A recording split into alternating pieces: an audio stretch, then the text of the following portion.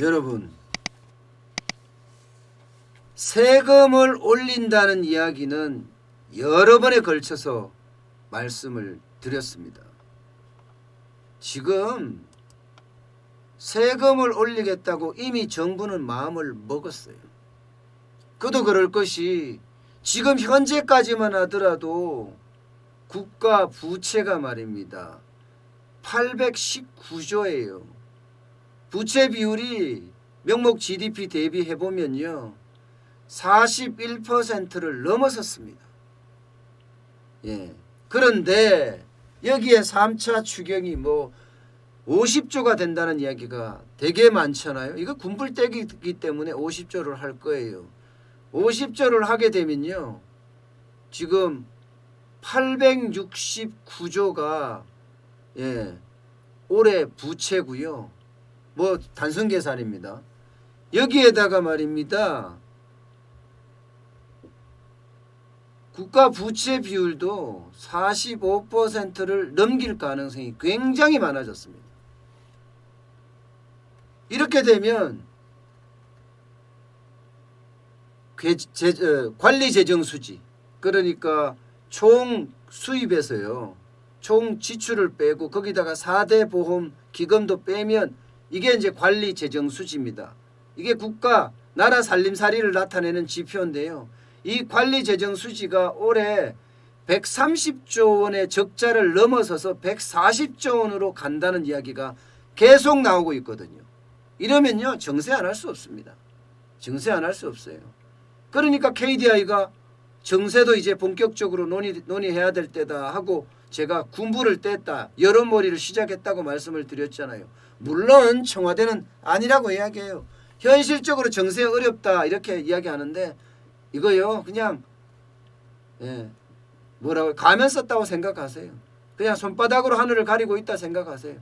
아마 청와대가 더 먼저 지금 정세를 하려고 들 거예요. 여기에다가 최근에는요. 조세재정연구원 김유찬 원장도 여기에 동참을 했습니다. 재정포럼 5월호 기고에서 그런 이야기를 했는데요.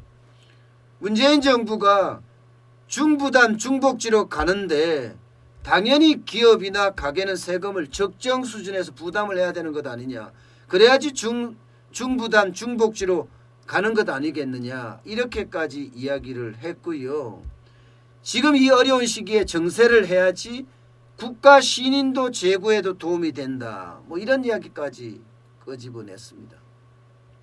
결국은 정세를 한다는 이야기예요. 정세를 한다는 이야기입니다. 정세를 한다는 이야기예요. 심지어 제가 깜짝 놀란 거는 좋은 국가 부채론이라는 게 나오더라고요. 저는 그걸 보면서 진짜 너무 황당했습니다. 아니 부채가 좋은 부채가 있습니까? 투자 목적에 그것도 투자가 확실하다는 생각의 목적이었던 부채 좋은 부채일 수도 있습니다. 아이들을 교육시키기 위해서 하는 부채 글쎄요. 그것도 좋은 부채라고 할 수 있나요? 모르겠어요. 저는 좋은 부채가 뭔지를 잘 모르겠지만 빚을 지는 자체가 저는 좋은 부채가 아니라고 생각하거든요. 왜냐하면 그만큼 빚을 진다는 것은요. 그만큼 갚아야 한다는 뜻이에요. 결국은 정세카드가 정부도 피하기 어려울 거다. 저는 이렇게 이미 생각합니다. 제가 제목에 달았을 때 나라 곳간 텅텅이라고 했잖아요. 이미 나라 곳간 다 비었어요. 지금 돈 없습니다. 이제 정부도. 그러니 정세를 안 하고는요. 앞서 조세재정연구원 원장이 이야기했던 것처럼 국가 신인도도 떨어질 수가 있습니다. 그러니까 정세카드를 들고 나오는 것은 어쩌면 당연한 수순이에요. 당연한 수순. 청와대는 노 했다고 하지만 이거야말로 눈 가리고 아웅이에요. 왜냐고요? 문재인 대통령이 직접 나서서 전시행정처럼 짜라고 이야기를 했는데 이게 정세를 안 하고 전시행정 어쩌겠다 짜요? 여기 부채 계속 한다고요? 부채 계속 하다가 한 방 맞으면 어떡하게요? 투자자들이 나 한국에 투자 못해 이러면 그때는 진짜 난리 납니다. 난리 나요. 그래서 제가 제시한 게 뭐였습니까? 부자 정세라고 말씀을 드렸죠. 부자들에게 정세할 거다. 그리고 법인세 정세다. 이게 조금 덜 시끄럽다 이거죠. 덜 시끄럽다. 그런데 이 부자 정세나 법인세 정세, 기업의 정세 이거는 제가 봐서는요. 한계점에 거의 도달했어요. 예. 문재인 정부가 소득주도의 성장 정책을 펴면서요. 기업은요. 꼼짝 마라가 됐습니다. 코로나19 전에도 기업은 굉장히 어려워서 작년에 경제성장률이 2%밖에 못할 정도로 꼬꾸라졌거든요. 여기다가 더 정세한다고요? 글쎄요. 쉽지 않을 겁니다. 부자 정세 안 그래도 지금 재산세니 종합부동산세니 뭐 소득세니 난리가 아니에요. 여기서 또 더 정세한다고요? 글쎄요. 이것도 쉽지 않다. 저는 부자 정세는 하리라고 봅니다. 기업 정세는 잘 고민을 할 거지만 부자 정세는 하는데 하더라도 한계가 있다고 봅니다. 한계가. 예. 예를 들어서 세원을 새롭게 개발해서 정세를 하는 방법이잖아요. 그게 이제 전월세 의무신고제입니다. 예. 의무신고제를 하게 되면 결국은 임대소득세가 이제 세원으로 잡히기 시작합니다. 의무신고를 하니까. 지금까지는 확정일자를 받자고 확정일자를 받는 사람들만 신고했거든요. 그러면 뭐 전국에 거의 말입니다. 500만 가구 이상, 500만 세원 이상이 새롭게 만들어지는 겁니다. 이런 게 이제 부자 정세거든요. 근데 부자 정세 한계 있습니다. 계속 못 간다는 거예요. 예. 그러면 결국은 부가가치세 인상한다. 이게 이제 일반 세율을 높이는 겁니다. 부가가치세는 누구나 물건을 사면 10% 붙는 게 부가가치세입니다. 자, 부가가치세 또 얼마나 인상할까? 지금 10%인데 뭐 12%로 한다? 이것도 국민 저항 부를 수 있다는 저는 생각을 합니다. 결국은 다른 방법을 많이 찾을 거라고 저는 봅니다. 예, 세금 인상은 해야 되겠고 결국은 면세를 해주는 거 줄이고 일반 세율 중에 일정 부분을 높이고 이렇게 간다는 게 저는 일반적이에요. 그런데 이렇게 하다 보니까 뭐 소득세를 올린다든가 부가세를 올린다든가 이러니까 최고 이제 불만을 많이 나타내고 지금 벌써 불만이 조금씩 올라오는 사람들이 바로 이 사람들입니다. 이 사람들. 직장인이요. 직장인들은요. 월급 명세서가 아주 투명하게 드러납니다. 예. 유리알 지갑이라고 이야기할 정도로 월급 명세서가 얼마가 나오고 세금을 얼마가 떼고 이게 정확한 거예요.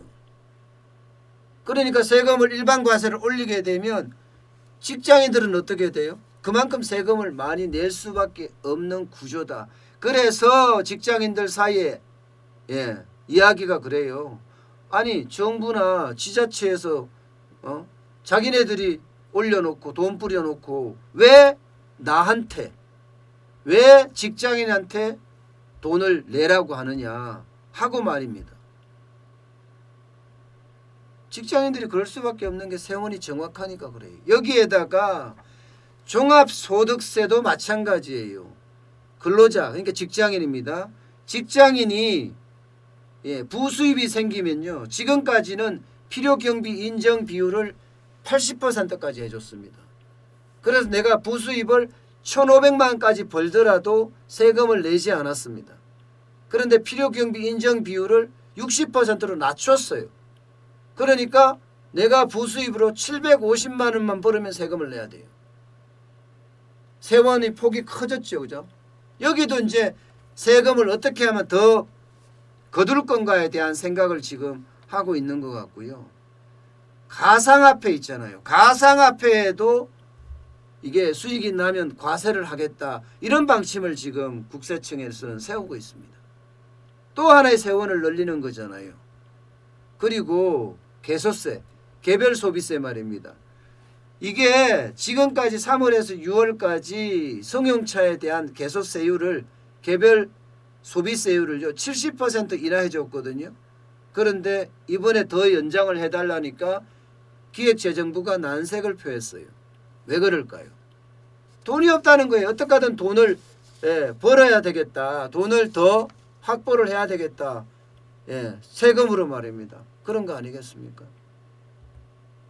그만큼요, 여러분. 지금 돌아가는 게 뭐 정세를 하는 것은 분명해 보이고요. 그 정세가 저소득층이나 그다음에 직장인들에게도 부담이 될 수도 있다. 게다가 부가가치세를 올리게 되면 자영업자들에게도 큰 부담이 될 수 있다. 이런 이야기가 계속 나오고 있습니다. 자영업자들에게 또 부담을 준다는 것, 뭐 지금 상황이 어쩔 수 없을 거예요. 전 국민에게 긴급재난지원금을 뿌렸기 때문에 어쩔 수 없습니다.